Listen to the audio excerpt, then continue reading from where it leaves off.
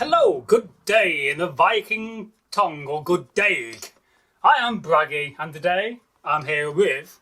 Egil Thorsson. Hey up me duck, that's Derbyshire. Oh yes, hey up me duck. Now today we're here to talk about Daneaxe versus bearded axe. So here we have a nice Daneaxe. It's a special one, and you may be wondering why. Well, let's demonstrate. It's a singing Daneaxe. No. Oh yes, everybody needs one of them in their lives. And here is a bearded axe. So let's compare the two, both in battle and for practical use. Yeah, well, if we look at the shape, that's ideal for hooking. And this, although it's narrow here, has got a large cutting area. Now, we know these were used by the Huscarls at the Battle of Hastings, and it is said that you could chop through the man and the horse in one stroke. And I, for one, could quite well believe it. I believe that. Give me a closer look, look. So here we go. Well, you imagine a line of those, and they're all doing a figure of 8. Oh, yeah. It's like having a meat processor. You wouldn't want that coming down at you, would you? No, I wouldn't like the other one either, for that matter. But this is more to break up formations, and this is your aristocrat's weapon. Because with one of these, you can stand in a line in the shield wall, and that would not affect the shield wall, but that would. Well, also, if you're fighting at sea, these hook over the gunwales of the other boat, and you pull them in, and they can create a platform for you to have a fight with. This is different. This will chop people in half, chop limbs off, and is very effective in the right hands. Yes, that's quite important. Now, would you use one of these on a long ship? No, there's not much room to swing it. And also, I'm not trained in it. No, I'm not too bad with the Daneaxe, but I wouldn't want to use it in combat. Yeah. It's just one of those awkward weapons. Well, in reenactment, it's very awkward because you can't really use it to how it should be. No. It's only good for demonstrating, chopping things where it's safe. But you see them on the Bayeux tapestry.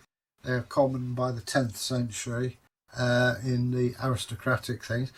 Now, an interesting thing. How do you guess the length of the shaft? Well, if I just stand up. Yes, you can't see your head. You're headless. Well, I may be headless, but... Perfect demonstration, that is. That is the right size for me. Now, if you're a very tall person, then you'll need a longer shaft and shorter. I'm 5'6". I don't know what that is in decimal, but about the same. I'm about the normal height for everyday Viking. 166 centimetres, maybe a little bit more. Yeah. Trying to calculate it. Yeah, right. But this is a very formidable weapon. Now, it's obviously used for war and war only. Now, we come to the bearded axe. Excuse me, thank you. As we said, this is for hooking, but also you could use it around the farm. It's ideal because whereas a sword will cost you a fortune, this isn't so expensive. Okay, you've got quite a bit of metal. Oh, yes. However, you could quite imagine this being used around the farm for chopping logs, maybe dispatching cattle, various other creatures for the table, or maybe even used in boat building. Indeed. Felling trees. It's not universally a war weapon. No, it's a tool. Yeah. We must never forget that. But that is a weapon. Yes, this is a weapon. And that's the difference. And if you imagine the metal, you could probably make 2 of them for the amount of metal in there. Oh, yeah. Well, the skill of axe making is phenomenal. Now, I know that we're not talking about it, but the Francisca. Oh, yes, I want to get one of them. Yeah, well, I handled an original one, and I cut myself on it. That's how sharp it was. And where was that? That was at the British Museum. There you go, folks. And a Francisca is a weapon. About that size, and it's curved round. You can't use it for anything else other than throwing. It weighs about £6. Oh yes, it's a throwing axe. Turkey had a very nice example. Well, I've handled the original, and as I say, it's been in the ground for 1,500 years, and it cut me. It's still got an edge on it. So what it was like when it was new. Oh. But that's just one of the methods. Axes come in so many forms. Of course so. You get a weapon like that, you get a weapon stroke tool. You've actually got one, a T-shape, which is actually used for shipbuilding. Like similar to an adze. But the skill required to use an axe, because if you think today, an axe, you're just chopping sticks for the fire, or you're chopping a tree down. Excuse me. Sorry. Blocking me out there. Sorry. But the skill used in building a ship, a lot of it is done with an axe. Well, of course so.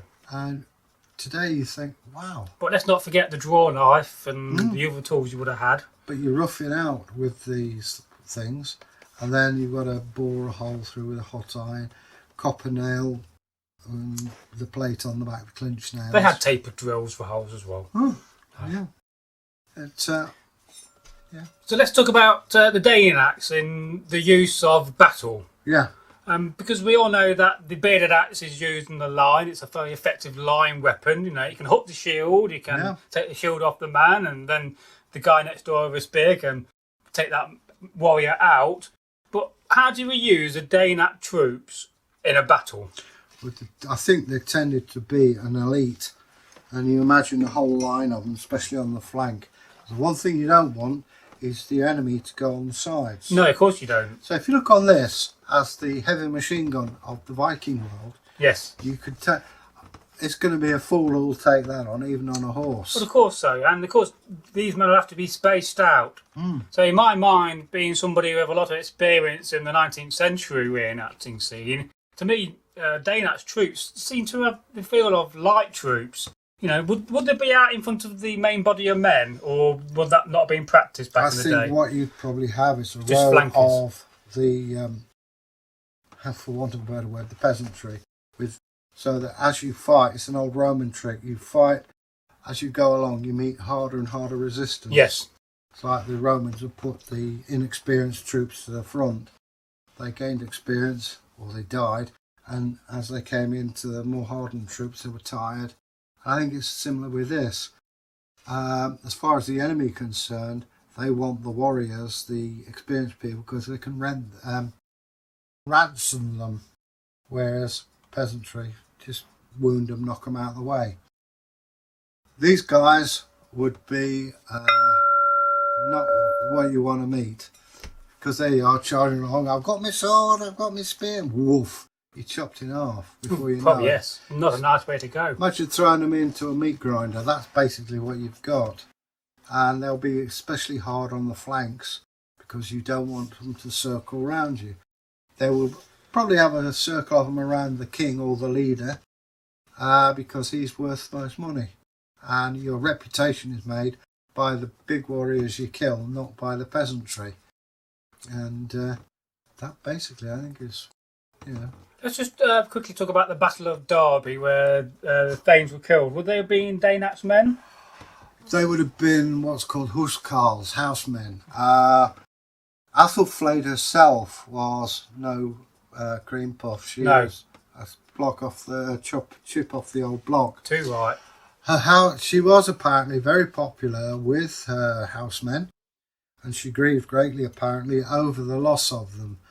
But it shows the intensity of the battle when huskarls, how can I put it? If you put it in modern terms, you're talking a regimental sergeant major, first sergeant if you're an American army. Oh yeah. These are your experienced men. These are men who know how to set the battle out and how to keep the men in line. And she lost 4 of them. So we're fighting within the streets of the city. To be honest, we don't know what form the battle took. No. All we know is it was around. It was in Lammas, which is last week of August, about this time of year. Yeah. No doubt we'll talk about the Battle of Derby again. Yeah. So I think that's a very interesting comparison between the two weapons. And we do love weapons on this channel, don't we? I mean, we own quite a few of them. I'm sure she had Daneaxes. And if you do use a Daneaxe in combat, use it safely and always wear gloves and listen to your training officers. Don't try and kill the person in front of you. Or the side of you.